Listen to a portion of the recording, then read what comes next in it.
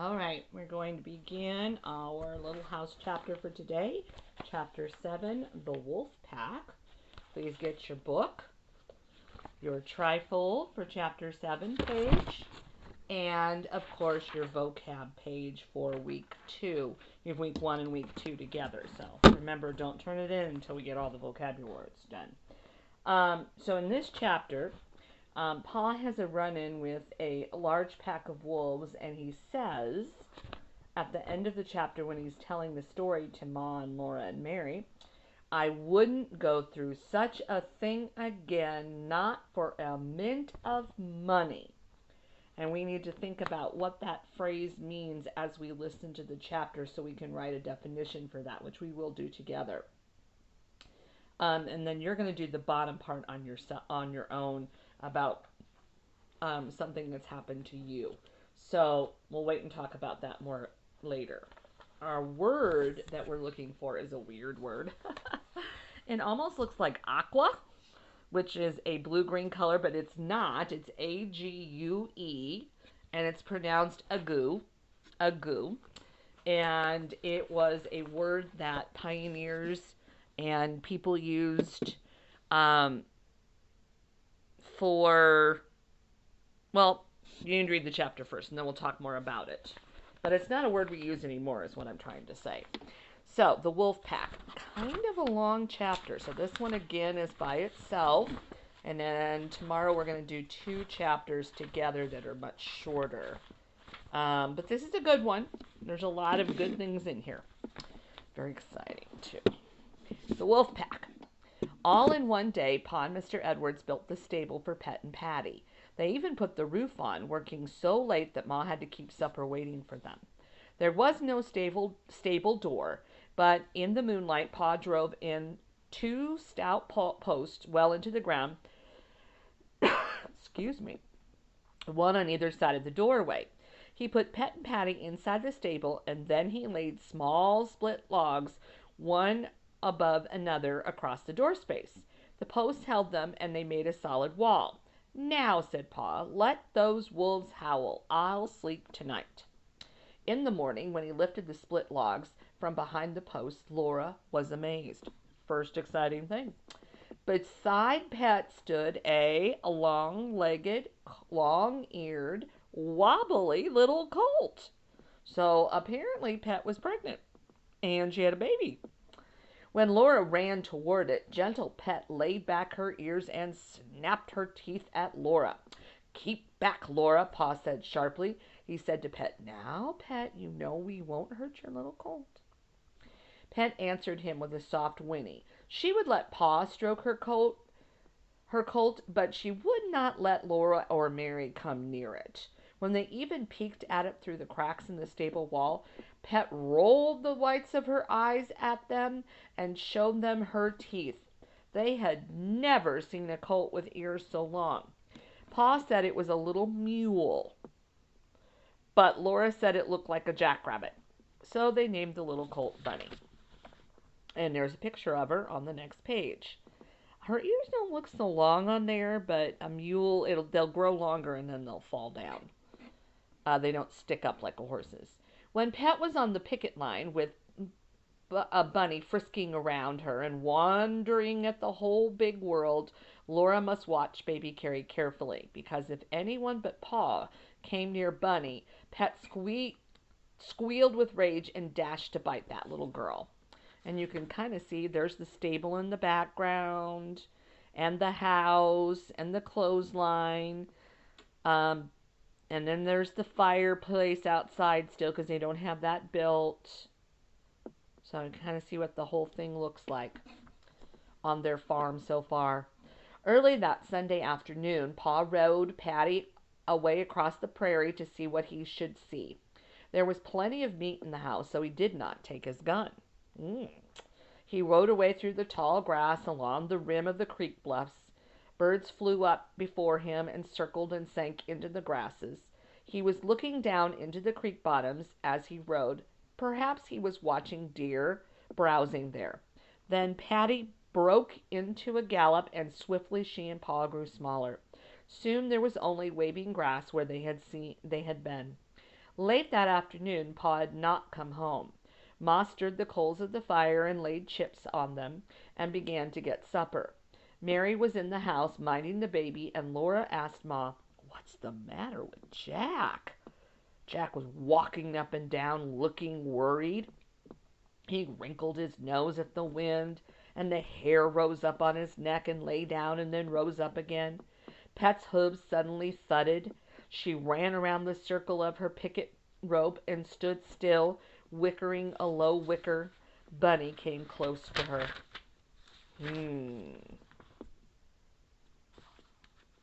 Skipped a page there. No, I didn't. Okay. "What's the matter, Jack?" Ma asked. He looked up at her, but he couldn't say anything. Ma gazed around the whole circle of the earth and sky. She could not see anything unusual. "Likely it isn't anything, Laura," she said. She raked coals around the coffee pot and the spider and onto the top of the bake oven. The prairie hen sizzled in the spider, and the corn cakes began to smell good, but all the time Ma kept glancing at the prairie all around. Jack walked about restlessly, and Pet did not graze. She faced the northwest where Pa had gone and kept her colt close beside her. All at once, Patty came running across the prairie. She was stretched out, running with all her might, and Pa was leaning almost flat on her neck. She ran right across to past the stable before Pa could stop her. He stopped her so hard that she almost sat down. She was trembling all over, and her black coat was streaked with sweat and foam. Pa swung off her. He was breathing hard, too. "What is the matter, Charles?" Ma asked him. Pa was looking toward the creek, so Ma and Laura looked at it, too, but they could see only the space above the bottomlands, with the few treetops in it, and the distant tops of the earthen bluffs under the high prairie's grasses. "What is it?" Ma asked again. "Why did you ride Patty like that?" Pa breathed a long breath. "I was afraid the wolves would beat me here, but I see everything's all right." "Wolves?" she cried. "What wolves?" "Everything's all right, Caroline," said Pa. "Let a fellow get his breath." When he had got some breath, he said, "I didn't ride Patty like that. It was all I could do to hold her at all. 50 wolves, Caroline, the biggest wolves I ever saw. I wouldn't go through such a thing again, not for a mint of money." So think about what happened to him. What would that phrase mean? A shadow came over the prairie just then because the sun had gone down, and Pa said, "I'll tell you about it later." "We'll eat supper in the house," said Ma. "Oh, no need of that," he told her. "Jack will give us warning in plenty of time." He brought Pat and her colt from the picket line. He didn't take them and Patty to drink from the creek as he usually did. He gave them the water in Ma's wash tub, which was standing full, ready for the washing the next morning. He rubbed down Patty's sweaty sides and legs and put her in the barn with Pet and Bunny. And supper was ready. The campfire made a circle of light in the dark. Laura and Mary stayed close to the fire and kept baby Carrie with them. They could feel the dark all around them, and they kept looking behind them at the place where the dark mixed with the edge of the firelight. Shadows moved there as if they were alive. Jack sat on his haunches beside Laura. The edges of his ears were lifted, listening to the dark. Now and then he walked a little way into it. He walked all around the campfire and came back to sit beside Laura. The hair lay flat on his thick neck, and he did not growl. His teeth showed a little, but that was because he was a bulldog. Laura and Mary ate their corn cakes and the prairie hen's drumsticks, and they listened to Pa while he told Ma about the wolves. He had found some more neighbors. Settlers were coming in and settling along both sides of the creek. Less than 3 miles away, in a hollow on the high prairie, a man and his wife were building a house. Their name was Scott, and Pa said they were nice folks. 6 miles beyond them, 2 bachelors were living in one house. They had built the house on the line between them. One man's bunk was against one wall of the house, and the other man's bunk was against the other wall. So each man slept on his own farm, although they were in the same house and the house was only 8 feet wide. That seems interesting. They cooked and ate together in the middle of the house. Pa had not said anything about the wolves yet. Laura wished he would, but she knew that she must not interrupt when Pa was talking. He said that these bachelors did not know that anyone else was in the country. They had seen nobody but Indians, so they were glad to see Pa, and he stayed there longer than he had meant to. Then he rode on, and from a little rise in the prairie he saw a white speck down in the creek bottoms. He thought it was a covered wagon, and it was. When he came to it, he found a man and his wife and 5 children. They had come from Iowa, and they had camped in the bottoms because one of their horses was sick. Well, the horse was better now, but the bad night air so near the creek had given them fever and the goo. Oh. The man and his wife and the 3 oldest children were too sick to stand up. The little boy and girl, no bigger than Mary and Laura, were taking care of them. So Pa did what he could for them, and then he rode back to tell the bachelors about them. One of them rode right away to fetch that family up on the high prairie, where they would soon get well in the good air. One thing had led to another until Pa was starting home later than he had meant. He took a short cut across the prairie, and as he was loping along on Patty, suddenly out of a little draw came a pack of wolves. They were all around Pa in a moment. It was a big pack, Pa said. All of 50 wolves, and the biggest wolves I ever saw in my life. Must be what they call buffalo wolves. Their leader's a big gray brute that stands 3 feet at the shoulder if an inch. I tell you, my hair stood straight on end. And you didn't have your gun, said Ma. I thought of that, but my gun would have been no use if I'd had it. You can't fight 50 wolves with the gun. And Patty couldn't outrun them. What did you do? Ma asked. Nothing, said Pa. Patty tried to run. I never wanted anything worse than I wanted to get away from there. But I knew if Patty even started, those wolves would be on us in a minute, pulling us down, so I held Patty to a walk. Goodness, Charles, Ma said under her breath. Yes, I wouldn't go through such a thing again for any money, Caroline. There he says it kind of again in this, but a little bit different way.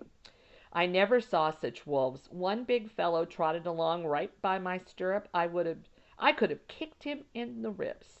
They didn't pay any attention to me at all. They must have just made a kill and eaten all that they could. I tell you, Caroline, those wolves just closed in around Patty and me and trotted along with us in broad daylight, for all the world like a pack of dogs going along with a horse. They were all around us, trotting along and jumping and playing and snapping at each other, just like dogs. Goodness, Charles, Ma said again. Laura's heart was thumping fast, and her mouth and her eyes were wide open, staring at Pa. Patty was shaking all over and fighting the bit, said Pa. Sweat ran off her. She was so scared. I was sweating too. But I held her down to a walk, and we went walking along among those wolves. They came right along with us, 1/4 of a mile or more. That big fellow trotted by my stirrup as if he were there to stay. Then we came to the head of the draw, running down into the creek bottoms. The big gray leader went down it, and all the rest of the pack trotted down into it behind him. As soon as the last one was in the draw, I let Patty go. She headed straight for home across the prairie, and she couldn't have run faster if I'd been cutting into her with a rawhide whip. I was scared the whole way. I thought the wolves might be coming this way, and they might be making better time than I was. I was glad you had the gun, Caroline, and glad the house was built. I knew you could keep the wolves out of the house with the gun, but Pet and the colt were outside. Oh, you need not have worried, Charles, Ma said. I guess I could manage to save our horses. I was not fully reasonable at the time, said Pa. I know you would save the horses, Caroline.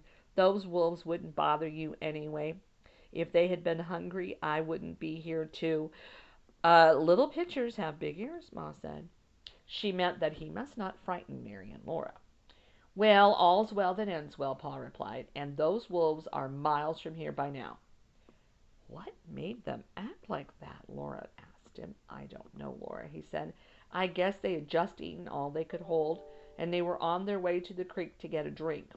Or perhaps they were out playing on the prairie and not paying any attention to anything but their play, like little girls do sometimes. Perhaps they saw that I didn't have my gun and couldn't do them any harm. Or perhaps they had never seen a man before and didn't know that men can do them any harm, for they didn't think about me at all. Pet and Patty were restlessly walking around and around inside the barn. Jack walked around the campfire. When he stood still to smell the air and listen, the hair lifted on his neck. Well, bedtime for little girls, Ma said cheerfully. Not even baby Carrie was sleepy yet, but Ma took them all into the house. She told Mary and Laura to go to bed, and she put baby Carrie's little nightgown on and laid her in the big bed. Then she went outdoors to do the dishes.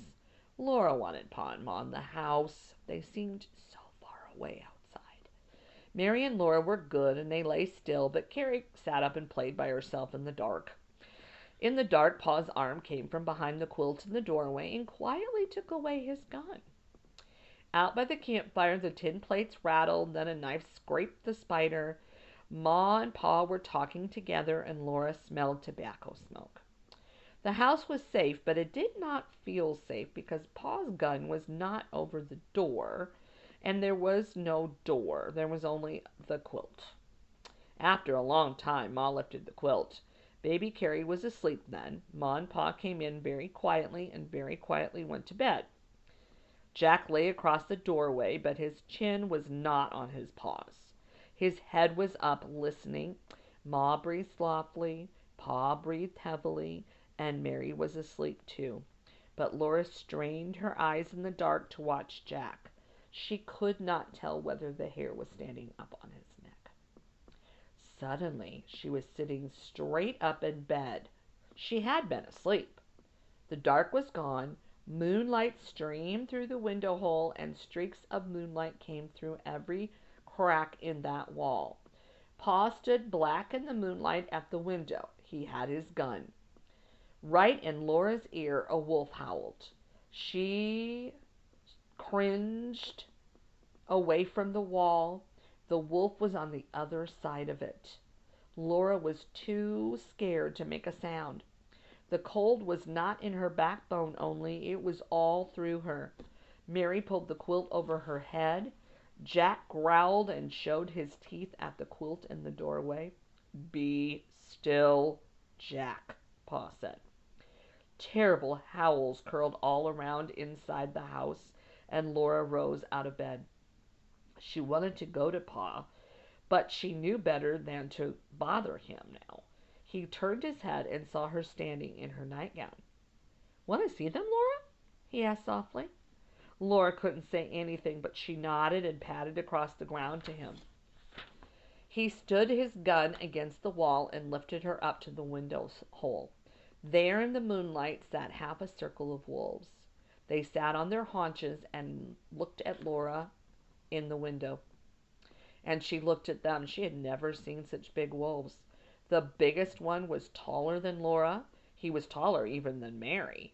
He sat in the middle, exactly opposite Laura. Everything about him was big.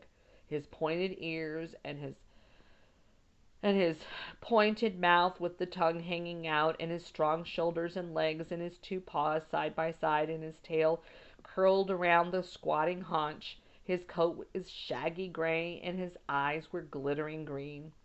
Laura clutched her toes into a crack of the wall, and she folded her arms in the window slab, and she looked and looked at that wolf, but she did not put her head through the empty window space into the outdoors where all those wolves sat so near her, shifting their paws and licking their chops. Pa stood firm against her back and kept his arm right around her middle. He's awful big, Laura whispered. Yes, and see how his coat shines, Pa whispered into her hair. The moonlight made little glitters in the edges of the shaggy fur all around the big wolf. They are in a ring clear around the house, he whispered. Laura pattered beside him to the other window. He leaned his gun against the wall and lifted her up again. There, sure enough, was the other half of the circle of wolves. All their eyes glittered green in the shadow of the house. Laura could hear their breathing. When they saw Pa and Laura looking out, the middle of the circle moved back a little way. Pet and Patty were squealing and running inside the barn. Their hooves pounded the ground and crashed against the walls. After a moment, Pa went back to the other window and Laura went too. They were just in time to see the big wolf lift his nose till it pointed straight at the sky. His mouth opened and a long howl rose toward the moon. Then all around the house the circle of wolves pointed their noses toward the sky and answered him. Their howls shuddered through the house and filled the moonlight and quavered away across the vast silence of the prairie.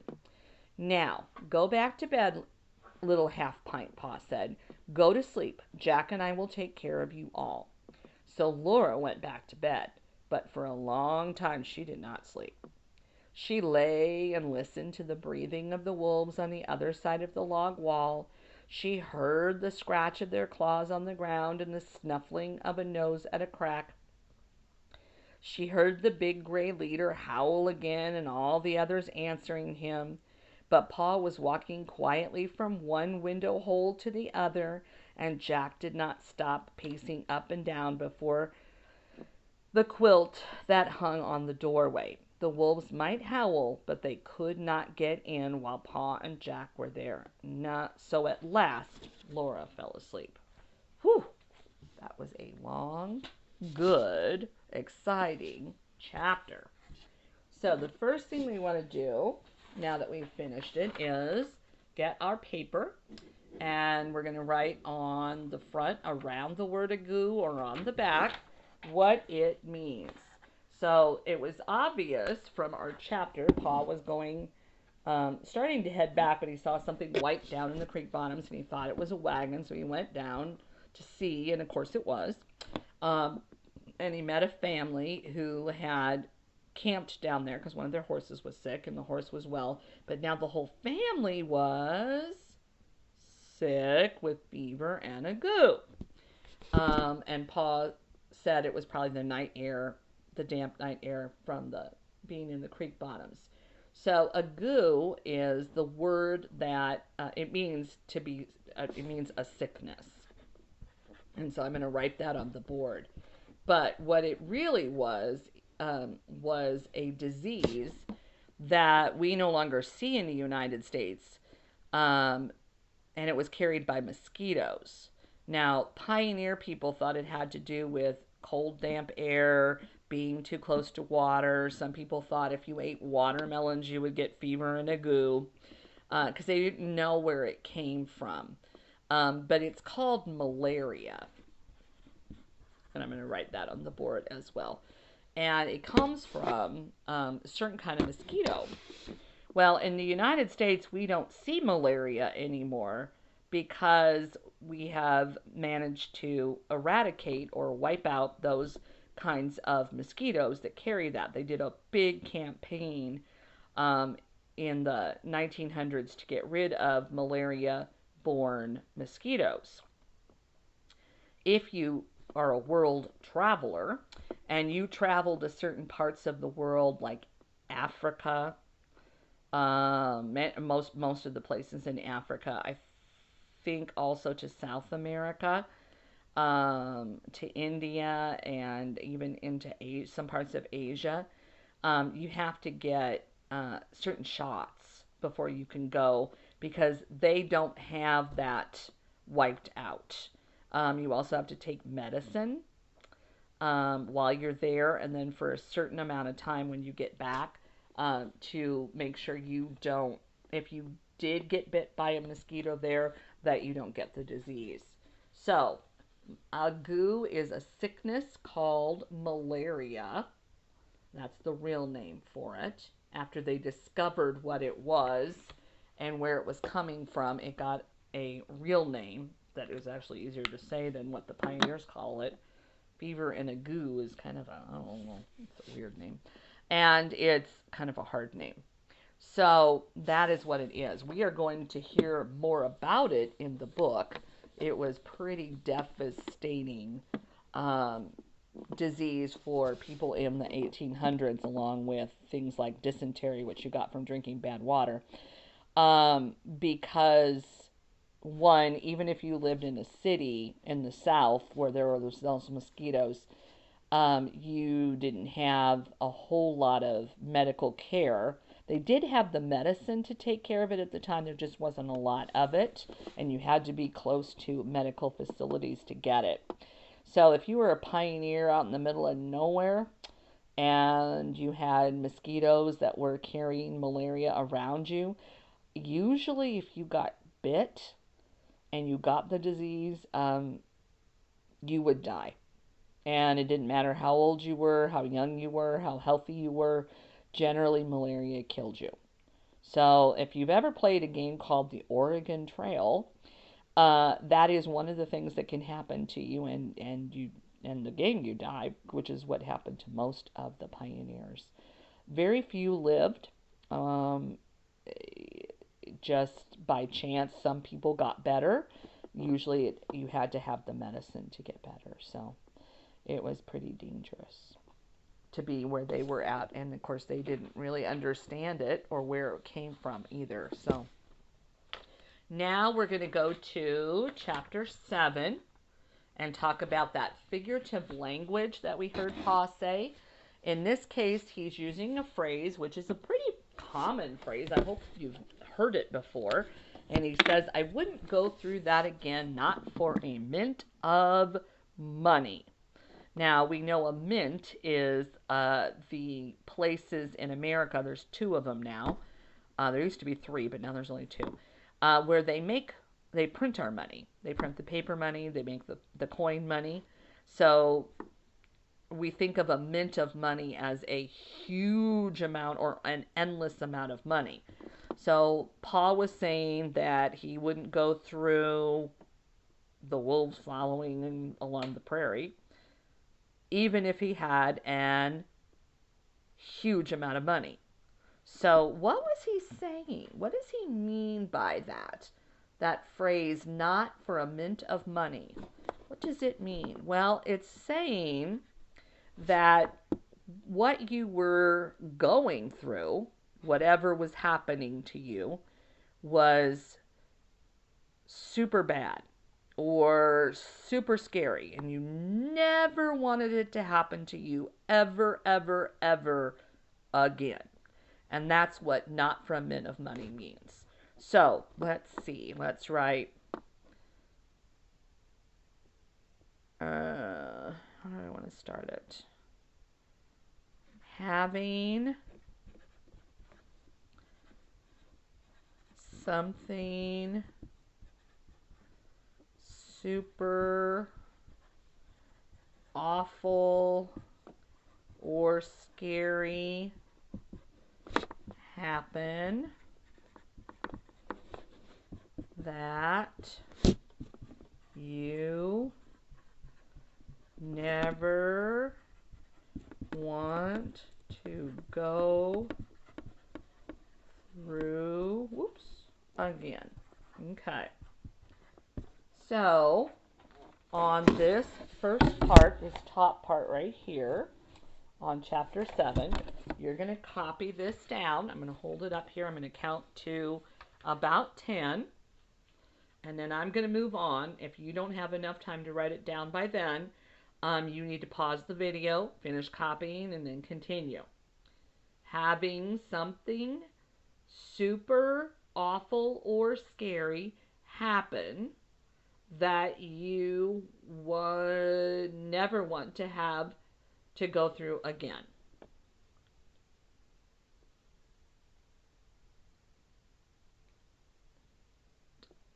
Okay.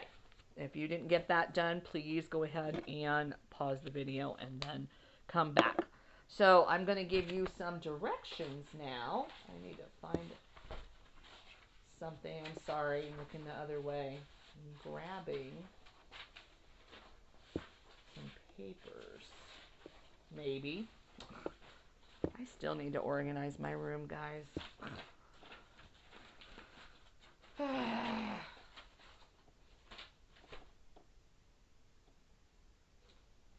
is it? All right, I'm going to pause the video for a second and find something. Be right back. All right, I'm back. I need to grab another piece of paper. All right, so there are a couple of things that I want you to do on your own. The first one will be the end of this lesson. And at the bottom of chapter 7, trifold, it says that you need to write about something from your life that you wouldn't ever want to go through again, even for a mint of money.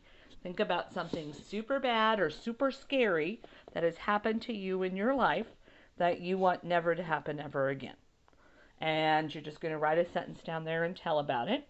I'm going to have you read what you write to me, so I know that you did it. Then there's going to be another lesson. It's going to be called Wolf Watch. And in that lesson, you're going to need this paper. You should be able to find it in your, hopefully, in your pack of things that came all together with all the little house stuff a while ago. So look through there and find that paper. There'll be a link to a website that tells more about wolves, and so that you can do do that page. Okay, so you have some writing from the book at the top, and then you're going to use the website to help you figure out and write some facts about wolves and draw a picture of a wolf. So you need to do both of those. So you're going to finish the trifold with this one. Then you're going to find Wolf Watch, and you're going to do that activity as well for today. All right. See you next time.